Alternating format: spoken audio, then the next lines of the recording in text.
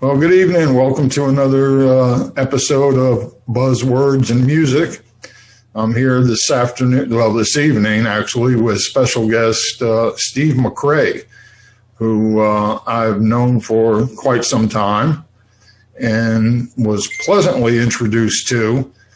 And Steve has had quite the varied career in music, touring, session work.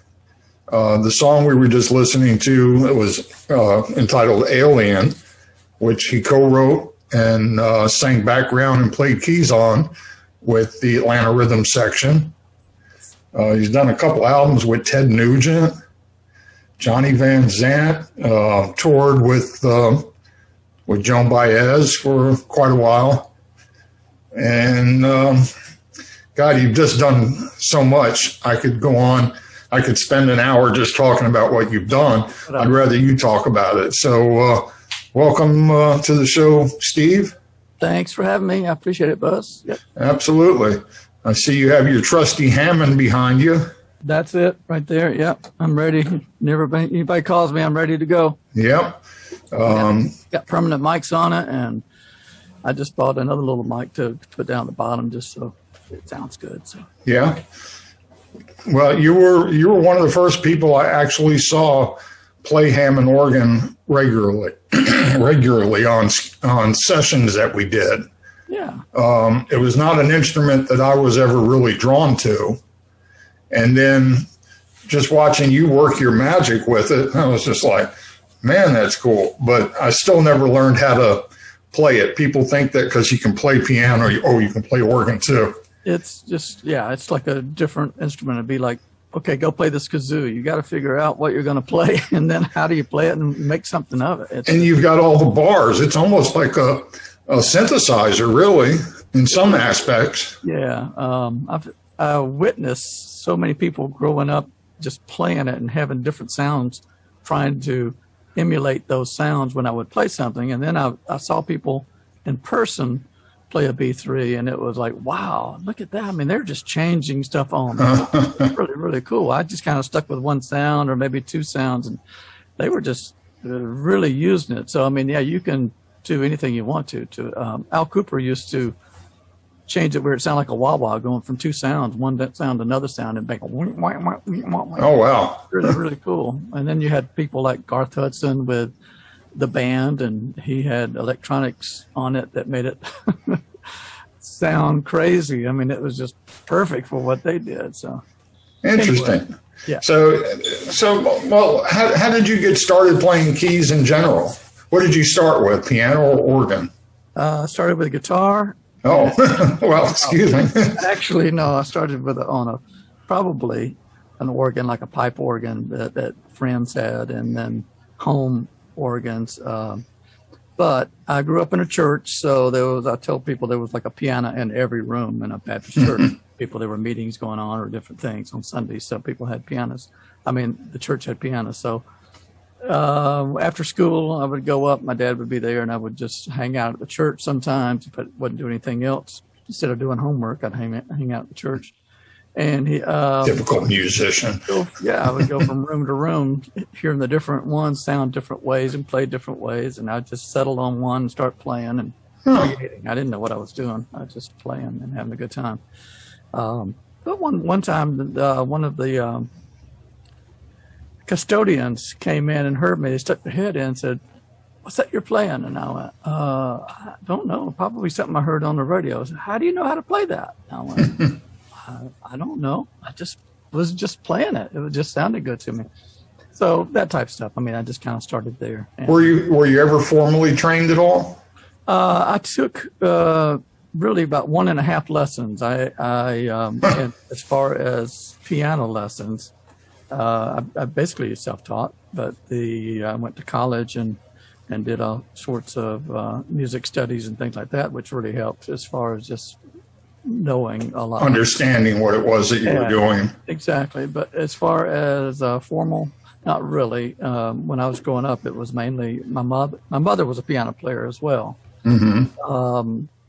And she gave me books, and so I would study the books, and she would tell me things. Like one time she came in and saw me play, and she said, "You're not using your little finger." I'm like, "Yeah, I am." No, you're not. You need to strengthen that little finger and use that because that's part of your. I went, okay. So I started using the little finger. I noticed I wasn't using it. I thought I was, but I was playing a chord with more like that as opposed to like that. And, right. And things like that. Yeah. When I grew up, I grew up in Gainesville, Georgia, which is north of Atlanta. And just happened to be a lot of bands and musicians up there at that time. So we kind of emulated guys who were older than us. And one of them was a guy named Johnny Christopher, who started my first band with his younger brother, Artie. And Artie was really a great singer, but he loved drums. So he started off as a drummer.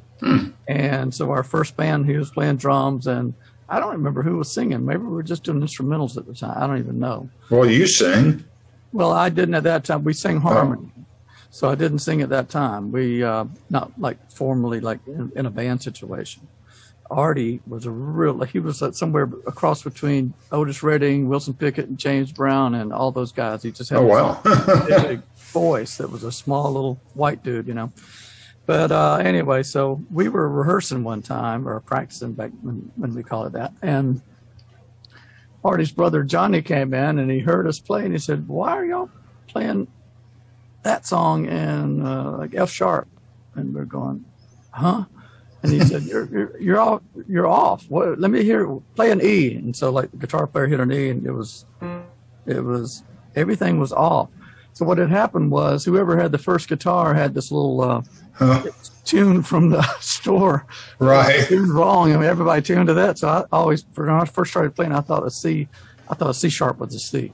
Oh, we were playing wrong. You know, it's like Curtis Mayfield with his guitar. He didn't know how it was supposed to be tuned when he got it. He was like 14 or 15, and so he tuned it to all the black keys on the piano, and that's how it remains. And that's how he would get some of those great chords, because he could play seconds, which he get those two chords very easily, like right next door to each other. So. Right. Whenever I hear somebody play the intro to People Get Ready, I go, that's nice, but that's not it. Yeah, he did. He definitely had his own tuning style. Yeah, he did. So when did you start playing? Because if you haven't seen Steve McRay play, this guy has the most amazing left hand you will come across. What got you started playing key bass? Necessity or just desire? Yeah, it was more necessity. We went through the whole 70s, and both our recording bands broke up. So I played over the holidays as a duo and with a guy, and he basically. I brought my B3 in, and I brought my Rhodes in, and and he had acoustic guitar and electric guitar, and we didn't have drum. We just played off each other, and it was a lot of fun. I enjoyed it. So we played about 2 months. And then right after that, the owner said, "Hey, Steve, why don't you come do a solo starting in February?" And I said, okay. I've never done a solo before, but I kind of enjoyed that freedom of not having to call up other band members and then be late and whatever. I could just park my equipment up there, and I was just getting married that year, and I thought, this is a great opportunity. Just cool out, don't do anything.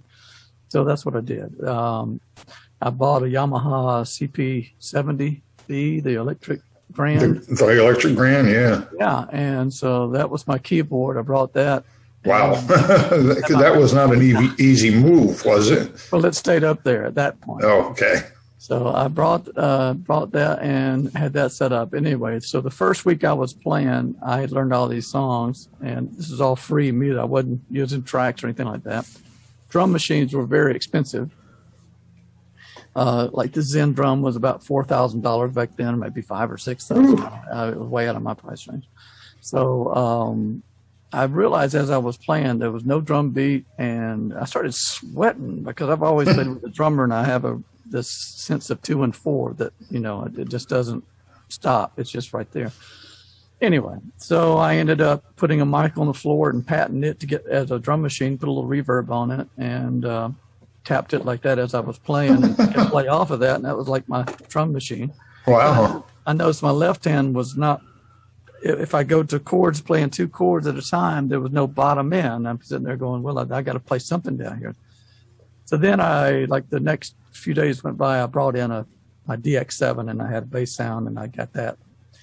And so I started doing like that. And I said, that's what was missing. I didn't have a bass. So this was what, early 80s? Yeah, 81, 80, somewhere around that. Yeah, because when you said DX7, I was like, oh, I haven't heard that one in a while either. That was one of the first really cool keyboards. Anyway, so I started playing it like that, and I realized I wasn't a bass player, so I really had to go listen to figure out why, just hitting a bass note wasn't enough. Bass. I had to figure it out, so I just kind of started figuring it out. And well, you definitely figured it out, because I think the first time I heard you was probably with Java Monkey. Yeah, and you have an obsession with coffee. You have big coffee music. Yeah. Your band was Java Monkey, so I'm assuming you really like coffee. That was, after the 70s, it wasn't.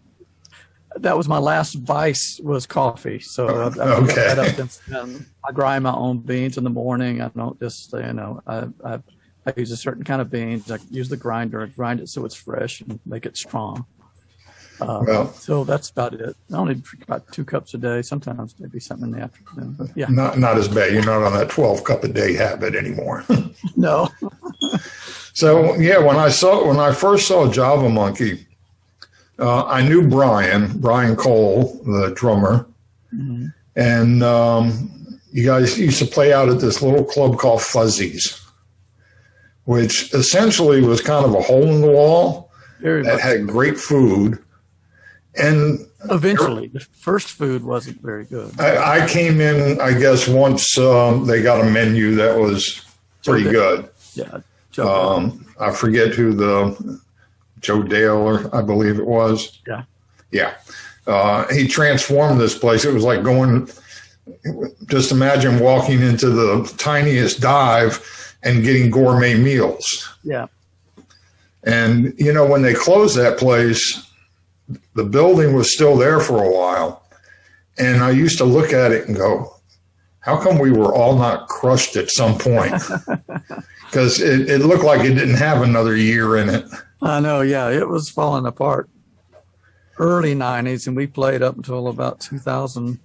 They asked us to play. We played there once, and I think we were the second actual band to play at Fuzzy's. The owner, Fuzzy, who was a real guy, Michael, I can't think of the last name all of a sudden. Anyway, that was his name, but Fuzzy was his name, really.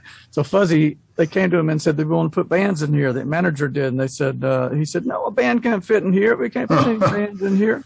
So this one band said, they kept talking and said, please let us play. And Brian was in that band. It was called the Honey Canyon Yodelers. Oh, yeah, which I later became a member of. Yeah, right. For a minute. They were the first band.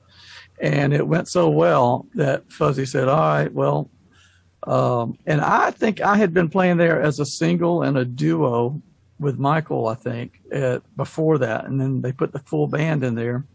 So the manager asked if we could do Java Monkey in there one night. So we did a Wednesday night. So we were the second band. We did a Wednesday night, and everybody seemed to love it. And he came up after the show and said, look, everybody wants y'all to play. Could y'all do next Wednesday and then the following Wednesday and just keep it on Wednesdays until until the end of time. Yeah, until whenever, And he said, well, everybody took it like, y'all want to play every Wednesday, And everybody said, well, we'll try it, next week, and if we like it, people like it, we'll continue on. And we did. Wednesday was the night. If I was going to go out during the week, it was usually on Wednesday evenings. Well, yeah, and business people kind of scheduled. We found out that business people around that came into Atlanta scheduled their meetings around Wednesday so they could take people in, eat a nice meal. I brought many of artists there, and their managers and things like that. I remember bringing Bob Thompson out one night, jazz pianist. Yeah, and he didn't know what to expect. And I said, just, you're going to love this band and the keyboard player. I'm not even going to tell you anything, but he didn't realize that there wasn't a bass player. And when I said, no, you see, there's no guy up there with playing bass. And he was just like, man, how does he do that? And I didn't know that. Yeah. Yeah, it was, many a good times had in that place. Yeah. Yeah. And we weren't the only band. There were lots of bands that played there. And just any given night you walk in and it was just wonderful music in this tiny little place, Yeah, really a little oasis. We had a recording. We did a recording after, while Brian was still with us. Basically, we did a recording in '99, I guess it was, at that studio. And so it was kind of like Java Monkey Live. It was basically, we just did it in all of our songs, I think 1 day, 2 days tops. Yeah. All the basic tracks, then went in and did a few overdubs, a little. Yeah, you didn't need a whole lot of overdubs. I mean, you guys were so tight. And I mean, it was just ridiculous. Tell me a little bit about how you got with like Ted Nugent. How did that happen? Ted, this was in '75. So I go back to the '70s again. But I played with an English band called If. Which a lot of people don't know that band. I know. That was one of the few. I know at that time there was like Chicago and Blood, Sweat, and Tears. Yeah. But If had Power, probably. Yeah, there was a lot of those, horn groups and things like that. But If had just a whole different vibe. But go ahead and start with Ted Nugent and get back to If, or intertwine them however you need to, because I loved If. Well, the manager of If, Lou Futterman, was also the manager of Nugent. I don't know how that happened. I wasn't around then, but he was. So when I got back from playing with If in England, I got back kind of at that time with Brian and Randy, who weren't doing anything. So we kind of formed a little trio, and so we were playing anyway. And we're talking Brian Cole again. Brian Cole, yeah. And Randy. With Most Jones. What was Randy's last name? Lewis, that's right. And anyway, so I got back in town, and then I got a call. The drummer from If joined Nugent in the studio. Nugent had a drummer, but evidently they wanted to change drummers. So Lou, who was the manager of both If and Ted Nugent, right, shipped Cliff Davies is his name, came over from England and started to do the sessions with Nugent. So I think I played with him. Cliff, yeah, Cliff was a great. Didn't he come back to Atlanta or something for a little while? Yeah, he came. He sat in with me, or actually played one night at the old Vinings Inn. Oh wow! Yeah, I remember that now. Anyway, go ahead. Great jazz drummer. He went to school. Yeah. And was a jazz percussionist, jazz drummer, and vibe player. He could play vibes too. Really, really good. Anyway, so he was the drummer, and then they called me in. They said, "Look, Nugent really at that time, probably forever, didn't really have much on the keyboard side, so they wanted me to come in and play." And I said, "Great." So I ended up playing piano and B3 on his 2 albums that he did in Atlanta, which were 2 most successful albums. Both went platinum. One I think was just called Ted Nugent, and I can't remember. Anyway, they had all the stuff like Stranglehold and I can't remember all the names now. But it's all, if you look at 2 of his best popular albums, I was on them. So if you hear any keyboards, that's me. That's probably why they were the best. If you don't hear any keyboards, I was me too, because they would turn them down in the mix. Yeah. How did you originally start doing session work? Period. Probably from Studio One, which was the famous studio in Doraville, Georgia, and that's where the Atlanta Rhythm Section recorded early on. What years are these? Because I didn't move here until '79. Yeah, and the Atlanta Rhythm, I think Studio One was built in. I'm not positive, but I think it was 1970, somewhere around that. Mm-hmm. And because Rodney Mills came from Lefebvre Sound Right. Studio, and Rodney came over with Buddy, and I don't know if Bill Lowry had. Is that Buddy Bowie? Buddy Bowie, yeah, Buddy Okay. Bowie. And I'm not sure if Bill Lowry had anything to do at that time. If we're going to name drop, let's use both names. Yeah, exactly. So and the Atlanta Rhythm Section was basically a rhythm band that they had played in. Gosh, I'm sorry, I need another cup of coffee. But they were session guys. Right. So that was Buddy's availability. He had the studio. He was a songwriter. He had the session guys, and they that's how Studio One was Kind of like the way Toto kind of started out. Yeah, probably so. Yeah, and all the Atlanta Rhythm Section guys were just really, really on top of it. So when the studio started, when Al Cooper moved to town, he signed up Mose Jones first. I was still in the Army. And when I came out, they were probably like a month into their album, and they called me, and I joined the first Mose Jones during the middle of the album, and they were recording at Studio One.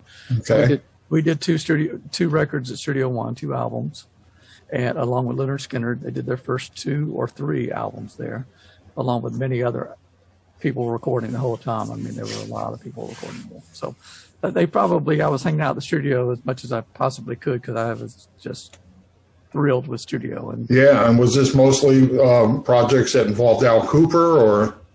no, but Cooper did, I think, some blues project stuff there. I know he did, and he did us, Mose Jones. He did Leonard Skinner. There was a group called Elijah, and I think they came into town and they recorded there. Some of his blues projects, one of his blues projects sessions was done there. And that was what Cooper was working on. But like I said, Buddy Bowie had Atlanta Rhythm Section, and they had other acts that Bill Lowry pumped in there. So there was a lot going on at the time. It was getting a lot of work. You just really felt at home hanging in the studio. And Yeah, sure did. And I actually recorded when I was 15 or 16 at Lefebvre Sound. I thought maybe I had run into Rodney Mills, but he hadn't started work. He didn't work there till '67, and I was like, that was a fairly famous studio here for a while, was it not? yeah, it was one of the studios. Between that and Bill Lowry's studio, those were the 2, and Master Sound. I guess those were the 3. Master Sound was still here when I got here. A lot of work in Atlanta, yeah. So, and I'm sure there were some smaller ones, and maybe some other large ones. I don't know, but there was a lot going on, and I was living in Gainesville, Georgia, so I wasn't privy to all of that. You were commuting all this time? No, at the beginning, like in my teenage years when we came down to Atlanta. We recorded, like I said, we recorded at Lefebvre, and the band I was with was a horn band back in the 60s. We were all in high school and college, and we recorded up in Charlotte up the Arthur Smith studio in Charlotte, which was a big studio there. And all that kind of turned into Reflection Sound up in Charlotte, which later on was a big studio. So anyway, but there was a lot going on in Atlanta. So that's kind of how I started hanging around studios. And I just get a call, people knew me. And yeah, I know when I first started working at Ichiban Records, they had given me some blues artists to produce. And I was, that was not my strength, so to speak, because I came from a jazz and an old school R&B type of background. So I approached Brian Cole one night and I said, look, I've been tasked to do some blues records, and I will not put myself on any record that I'm producing. I still won't do that. Maybe an overdub, but I'll never do the actual session. And he's like, well, I can get Steve McRay. And I was like, oh, okay. I don't think I even knew you then. Yeah. And you came in, and we used to do those sessions so off the on the fly. It was like, here's the song, let's listen to it. let's play it down a few times, see what we can get happening, and then go. Created it right there. The drums were at that time. Were the drums in the kitchen or were the drums out in the room? I don't know. The drums were in the room. Okay. So more time. We did have a digital keyboard so that you could plug in, and it wouldn't get the leakage. We used to put the guitars in the bathroom. Yep. Or the kitchen, either one. Yeah, or the kitchen. Later on, we really started using the kitchen. Yeah. The drums sounded good in the kitchen. Yeah, but you just had this feel in how you played that I'd never heard anybody do before. It might be common to some people, but when I first heard it, it just kind of blew my mind. Wow. And I was like, how does he do that? And you just had this little thing happening. And I can't tell you, especially when I had to start touring with some of these blues artists, I studied you. I was like, now, how is he doing that? And you actually had a pretty huge influence on my playing. Well, thank you, Buzz. I wouldn't have thought that because your playing is I wouldn't. It's different. It's different, but it's it's very, very good. And you are schooled and you know exactly what you're doing. So I'm actually not schooled on piano though. Oh, really? I only had a year of lessons. Huh? Wow. I know I've mentioned this before on here, but when I did go to college, it was as a theory composition major. They made me play piano, so I didn't even get to piano until my senior year of high school. Wow. So that they would let me in. Yeah. So that's when you took up lessons and you're. Yeah, but I knew music pretty well. I could write music. I just didn't have a vehicle to play it. What was your early instrument then? I played some guitar, but it never really resonated with me. But the first time I used to sit down at the piano and I could bang something out. I'd play chords with these three fingers like, everybody would. And then when I found out I had to take it seriously, got a teacher, I just really adapted to the instrument very well. I knew how to make chords. It was just a matter of getting my fingers acquainted. Right. But you just have this feel, and I think it comes from you having such a good left hand with the bass.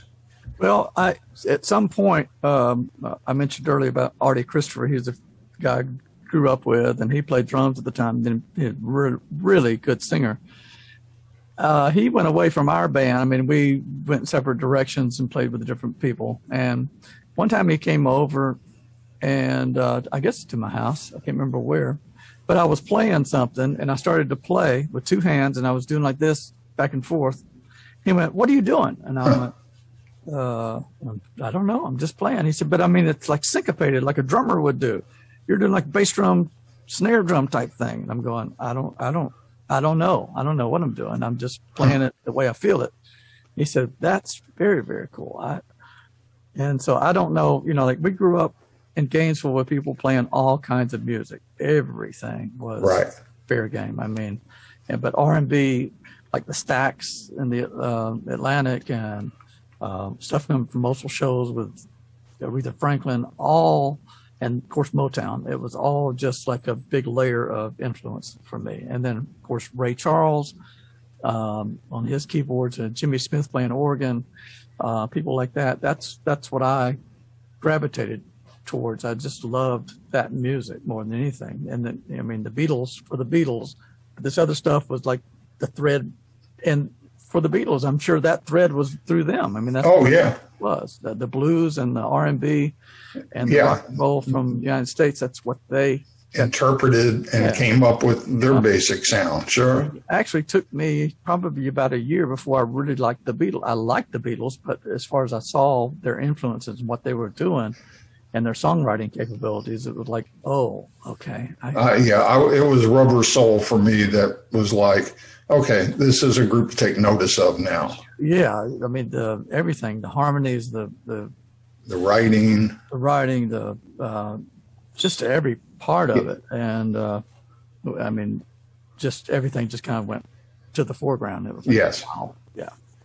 So, but you've always maintained that, that soul sound, and you definitely have like church influence in there too.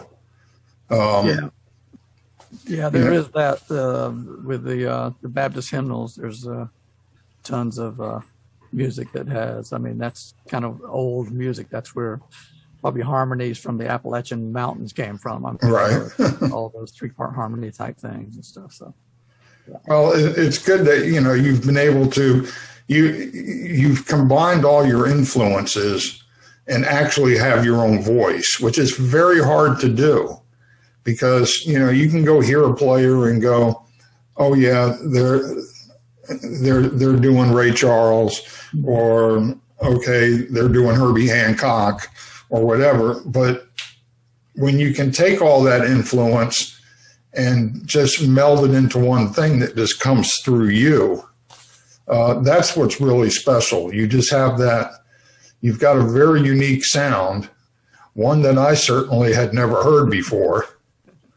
And it's just really, people need to go to your website, Steve McRay, stevemcraymusic.com. Yeah, stevemcraymusic.com. And I've got a little history, and I keep putting a few songs on there, but anyway, you'll see what all you should, because unless somebody lives here in Atlanta, well, when you're playing now, I know you used to tour. You were with Joan Baez for a while, were you not? Yeah, I did. I think 3 tours with Joan, and we recorded some live, and she used some of those recordings on an album as well too later on.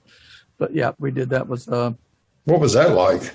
89, 90, 91, somewhere around that. It was when the wall was coming down in Europe. So it was really interesting, very interesting. And I enjoyed it. The band was just top notch. She's totally top notch. I, of course, was familiar with her, but had never even thought about being asked to play with her. But there again, the manager of 38 Special became her manager.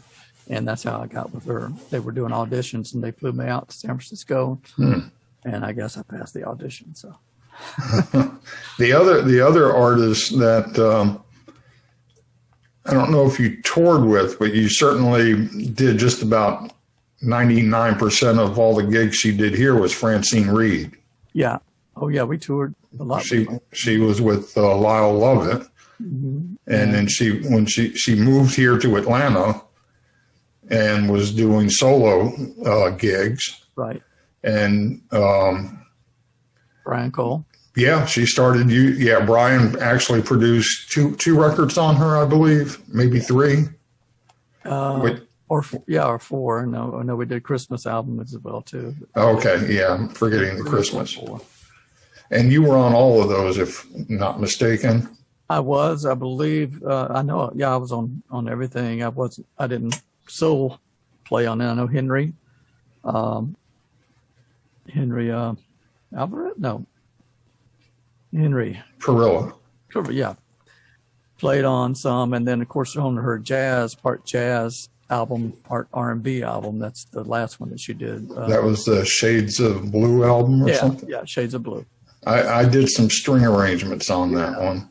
Very cool. So yeah, but you did a lot of live work with her. Yeah, we toured.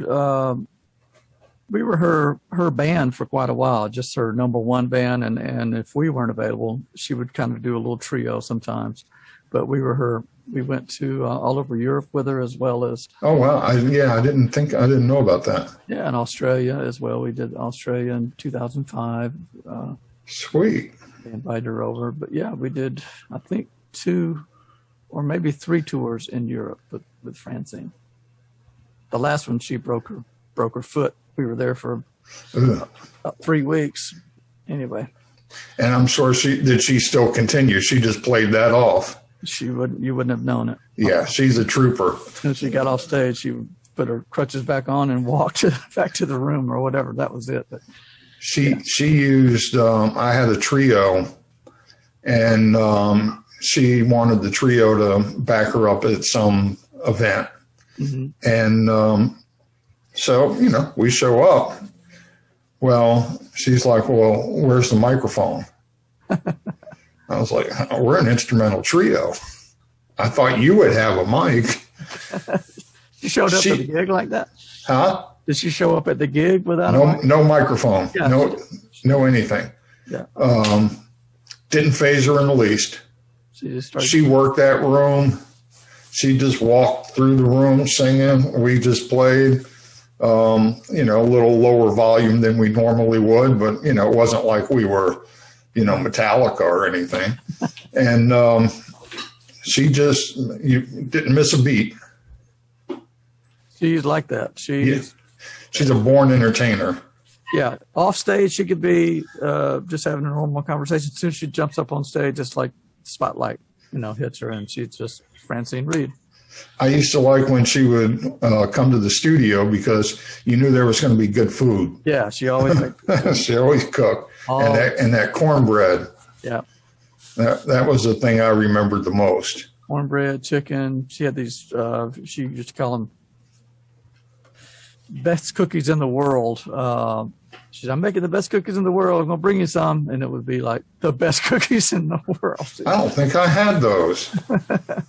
You would know it if you did, yeah. I feel slighted now. Those were later on, though. I don't know if she brought those back then. She brought her chicken, jambalaya. Yeah.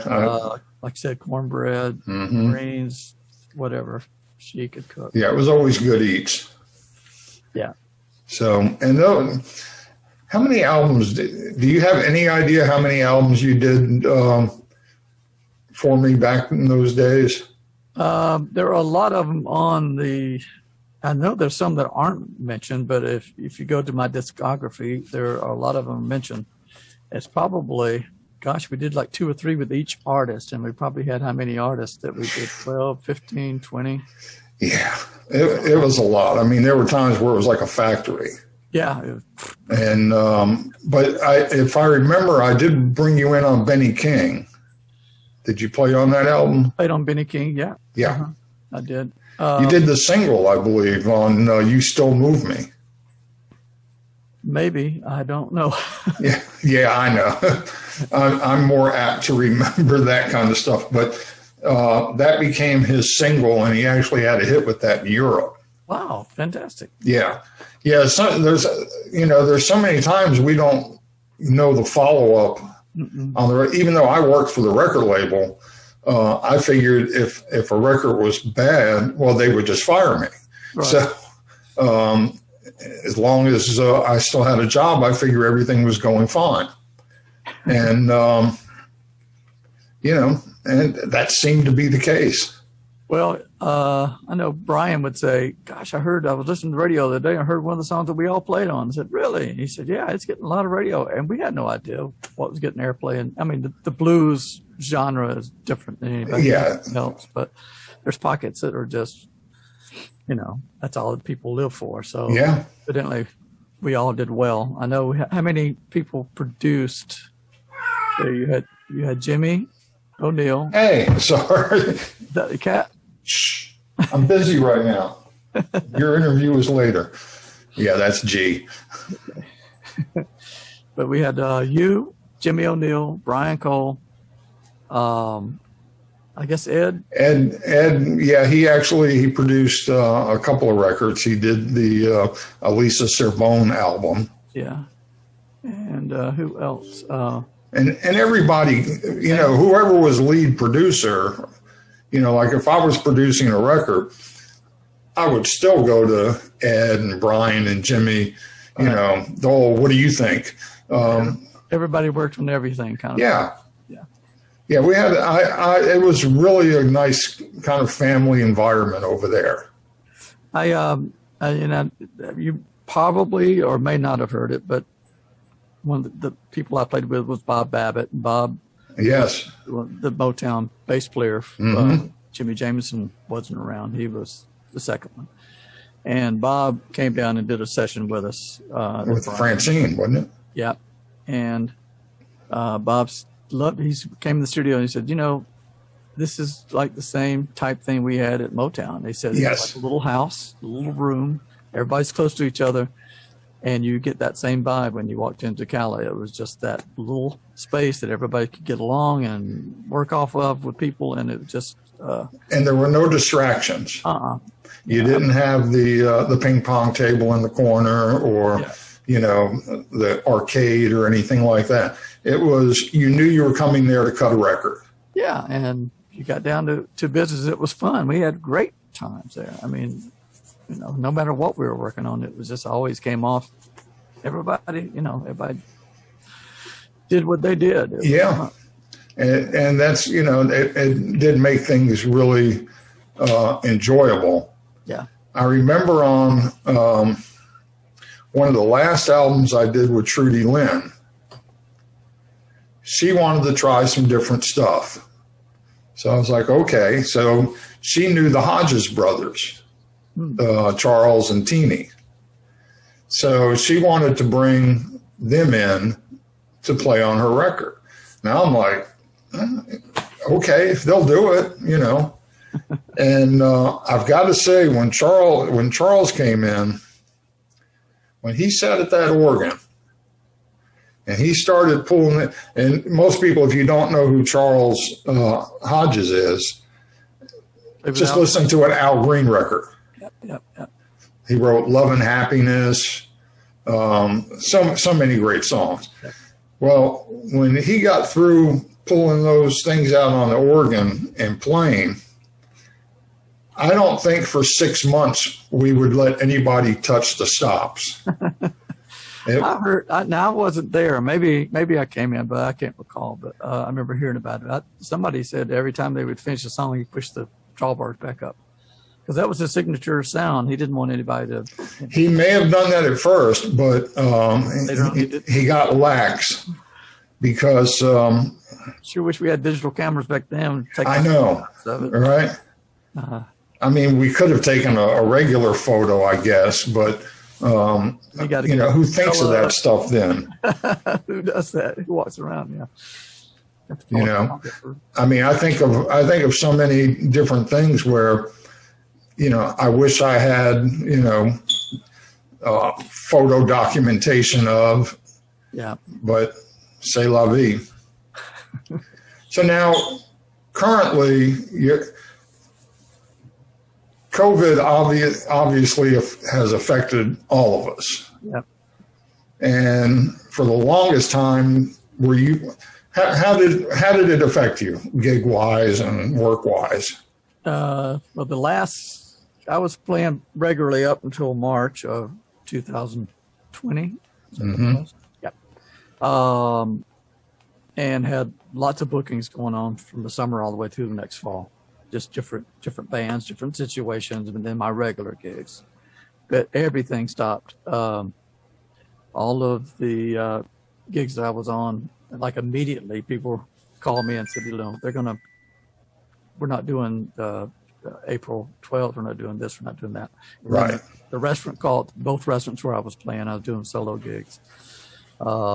And they both called and just said, we're going to see how it goes, but we're closing, and we'll see what happens. Yeah. So everything for me, some of the musicians kept playing because their gigs were some outside, but even some of those, you only have like 25%. Yeah, that was sketchy too. Yeah. So a little bit of everything that some of the musicians around here did play, but I wasn't one of them. So my wife was working from home. So we just kind of, you know, stayed here pretty much. I mean, we went out with our mask on, but we stayed here. So I worked down in my studio. I got my studio together, changed software companies, and went from Cakewalk Sonar that I've been using for probably like the last 10 years to Cubase, and so that's what I did. Yay! I learned Cubase. Yeah, and that took a while, but because you go from a creative side to your technical side, and you really are trying to figure out why this does that, right, and the scope of everything compared to what you've been working on.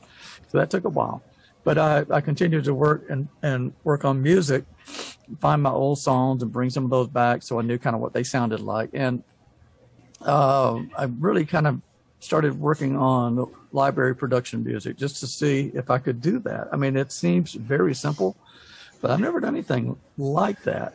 There's an art form to everything. Yes, we've talked about, we've had conversations over the years about this. So what they want is particular, and what I do when I write a song, I mean, it's very, it's left brain and then your right brain and left brain, but they your imagination just kind of leaves. You're more in a stock, play this, play that, don't play too much up high, because if it's going to be used in something, right, high notes conflicting with someone's in a TV show or something like that. Right, or if there's going to be a voiceover. And so that's kind of what I've done. I've kind of tried to learn that, and it's taken a lot longer than I thought. I think maybe one day. And then it's a matter of getting that library out there. Yeah. Of either shopping it or putting it out yourself. There's several companies that do that, and one of them that I think you belonged to at one time is Taxi, and they do something similar where it's like a cattle call. They'll call for something, right, type of genre and type of songs that some library wants, and then you go and create based on that. And they send it in, and if they like it, they forward it. If they don't like it, they tell you why. Right. I haven't been with them in ages now. But one of the things that when I was there, every year they have this thing they call their road rally or something out in LA. And I went and I met with some of the library owners, like of Megatrax.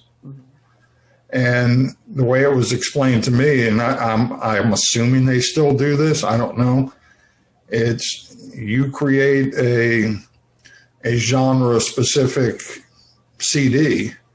They buy the CD from you for, $10,000, and you're done. And then they license it out and do whatever they need to. I don't know if it still works that way. It's not that way as far as what you just explained. There's, of course, they're tied in with all these different companies. But number one, if you were, let's just say, a company came and said, "All right, we would like an album's worth of this genre, be country, whatever it is." So you create that, you send it in, and if they like it, they do buy it. But you're also giving them the ability to use that music, but you're still getting your writer's royalties and your pro royalties. And in publishing? Yes, you get what. So they're basically paying you an upfront licensing fee. The upfront fee is for you doing your work, and then if it's used in anything, then you get your license fees based on what it's used in, how many times it's used, or whatever. So yeah. So there's lots of companies, they have different ways of doing it, and I'm not sure about Megatrax. I've looked into them, but a lot of them. And then there's other libraries where you can just throw things online. They really don't care what it is, but it be shopped by different people looking for different music, background music for videos they're working on, or company corporate stuff, or TV, or whatever it might be. And you like push audio. I forgot what it used to be. Do you remember? It was that big, you could get images, Getty images. Do you remember them? I don't think so. Well, Getty images, if you need Getty, yes, Getty, yeah. Yeah. They've now become push audio. Okay. So, I'm not even going to talk about it because I don't know how they've changed things. But that's like another biggie that you can go through. Some of them, yeah, some of them have dropped from that 50% down to 35% because they've gone into the subscription-based thing for video people and whatever, and they may whatever. There's all kind of companies out there, like I said, and they may be one that have dropped it down to 30 instead of 50% of your song, you're getting 35% of your song. So right. Well, given the rates that you get on Spotify and Pandora and Apple Music, yeah, Amazon and the like. So this is just another avenue to make money because record sales aren't making you anything. No. And really live, if you've got anything that you're trying to push. It's the merchandise that makes you the money. Yeah, merchandise, yes. That Mose Jones shirt, how much for that? For you, they're only $15. $15, there you go. No, but they're on the website, yeah. And Mose Jones, like I said, was the last album that came out. We released it in 2013 because, like I said, the RCA didn't put out the last Mose Jones album, and those were found at Southern Tracks. They called me one day and said, "Hey, we've got some tapes with your name on them. Would you like to come see them and get them?" And because you're kind of the curator at that point of that band now. Yeah, I'm the last surviving original, and Marvin Taylor and I are the last two of the second Mose Jones. So anyway, but I went and got them, and we had them through Rick Hinkle. We got them baked, and then we got them digitized, and then we put it out in 2013. So Rick baked them? Yep. Oh wow. Yeah, he's got a little oven. He's another person. He's another person I want to have on here one night because people aren't going to believe this character. He's got he probably still has a guitar from every song that he liked when he was growing up. He probably has that guitar. If not, he's got one that's close to it and says, "Well, you can get this same sound on this guitar. Let me show you this one." You know. I brought him in on a session one time, and you know, the first time I ever used him on a session, he walks in with like 8 guitars. Yeah. I'm like, dude, I just need you to play guitar on a couple of songs. He's like, yeah, but you know, this does this. I definitely went to school on guitar sounds and amps. He brought 2 amps, but we were doing this one song and I was like, God, this would be perfect for a sitar. He called me not even 10 days later. Hey, do you still want a sitar on that song? And I was like, yeah. He goes, well, I bought a choral. It wasn't the actual choral, but it's an electric sitar. Mm-hmm.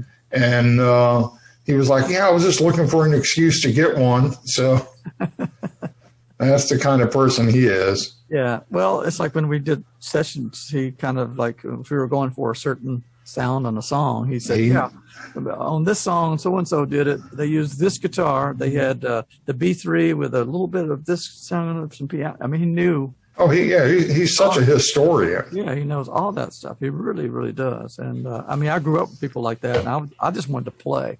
But they were that's the same way I was. They would read albums and tell you who all was on it. You know, hey, what that guy played with before he did this album. They knew all that stuff, and I was going, how do you know all that? Now, I would do that. I would read liner notes and trace them back to other records, and if it was somebody I liked, but I could not tell you, you know, what kind of piano, you know, Chick Corea used on Now He Sobs, Now He Sings.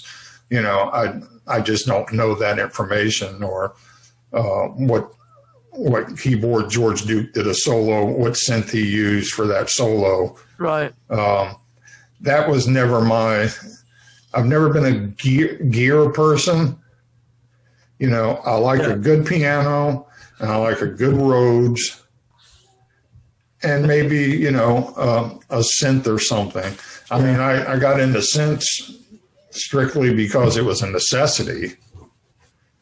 And, you know, you use most of your synth for left-hand bass. Well, yeah, but I used to, you know, it depends. Like in the early days when synths were popular, I didn't want to get into some guys had the huge $4,000 or $5,000 synths. I got a Micro Moog, my first one, I think. I had a Micro Moog at one point. And I used it for just, mono lines, and it was really neat. You could get some really cool sounds with it. Then I got a Korg, which is really cool. I got a Korg. What was the name of it? I can't remember now. But I could get sounds off of it. People call me up for studios, and like 38 Special, they rented. What did they rent? Gosh, my mind's terrible today. They would rent something, and then they would try to play it, or they had a guy play it, and then he left.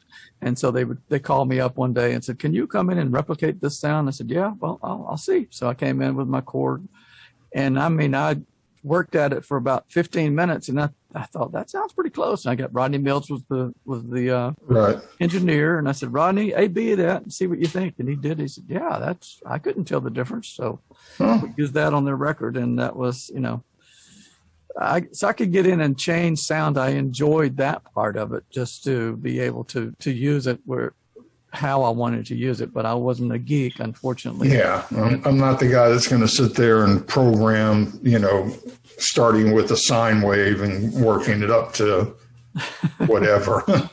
Yeah. So what kind of advice do you have for, a lot of the younger musicians now trying to come up and grab studio work or lock into tours, or just even, kind locally or whatever? What kind of advice do you have for those, up and comers? It's kind of difficult because when we were growing up and we were playing in bands, I trained myself to listen to what was going on around me, like what the bass player was doing, the drummer was doing, guitars was doing. And that's kind of how Java Monkey played. We played off of each other. What somebody was doing, you could hear. And if Marvin was doing something in the register here, I could go down. If he went down, I could go up, whatever. You're hearing things. So a lot of guys, unfortunately, didn't grow up like that. I think you really have to pay attention, even in session work. I mean, I try to do that in session work when I'm doing different parts. I try to figure out where that part is in the spectrum of frequencies and try to put something else there. Or if I've already got two things that are, I bring one up, bring one down. That's just kind of normal stuff, the way we did it back then. Right.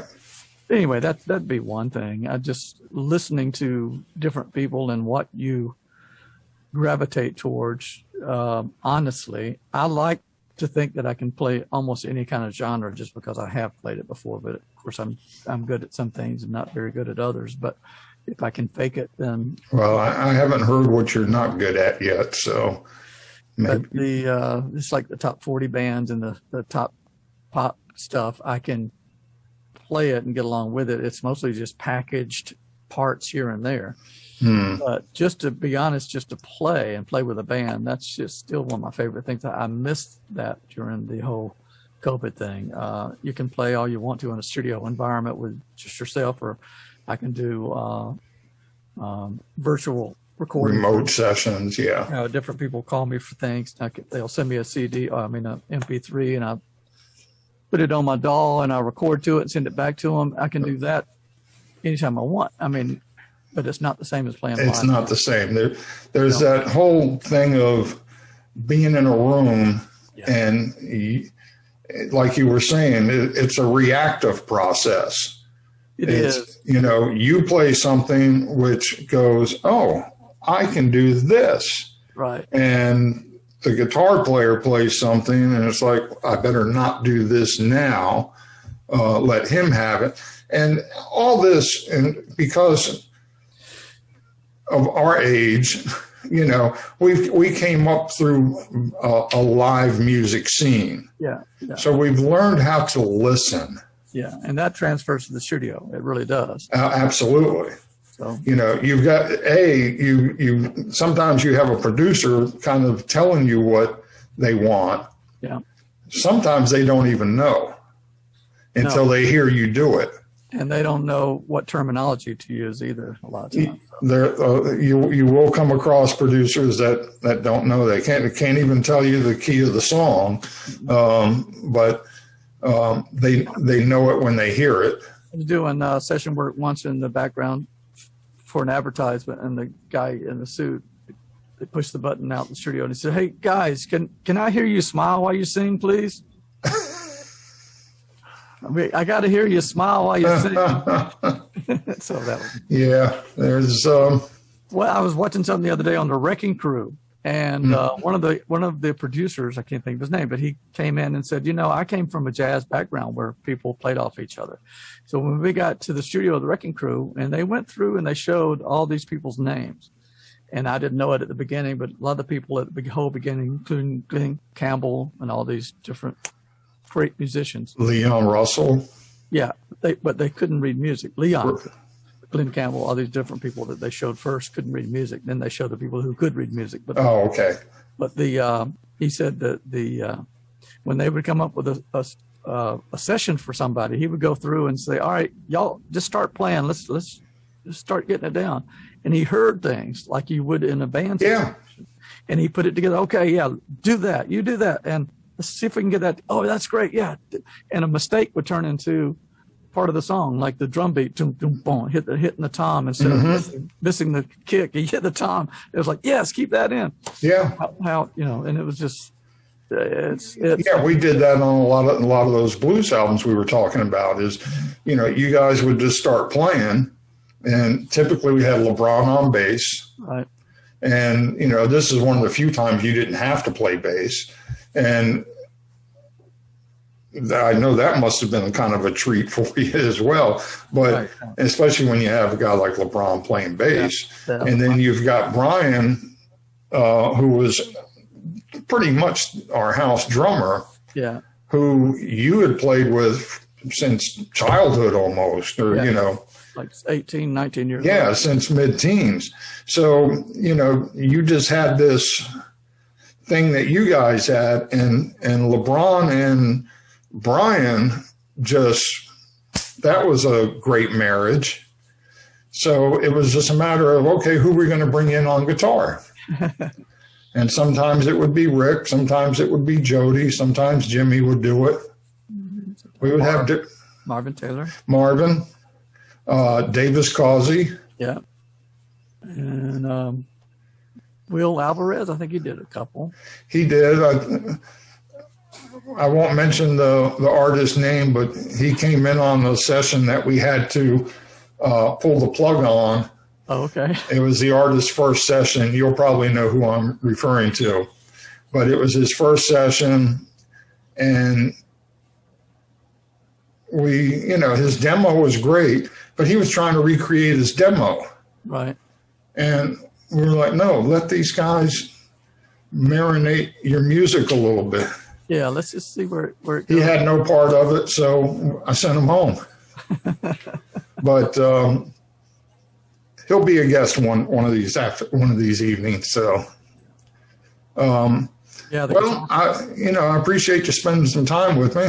Yeah, I appreciate you asking. Now that we can move about the cabin a little more freely, we've got to grab a lunch. Yeah, exactly. So, yeah, definitely. Now that the masks are off, yes, we can go anywhere right now. So it's really cool. But yeah, we will definitely grab lunch. All right. Well, I'm going to go ahead and play the rest of your song "Alien" on the way out. That's a Mose Jones song. So just go to the website and you can find mosejones.com as well. That's just another little place. Okay. It originally started with Mose Jones. Yeah. Then moved over to the Atlanta Rhythm section. Yeah. So, and Atlanta Rhythm section made a top 40 hit. I think it went 36. Nice. So, that worked. Oh, great. Steve, thanks again. Hi, Buzz. And I look forward to hanging out with you here soon. Yeah, enjoyed it. All right. Thank you. See ya.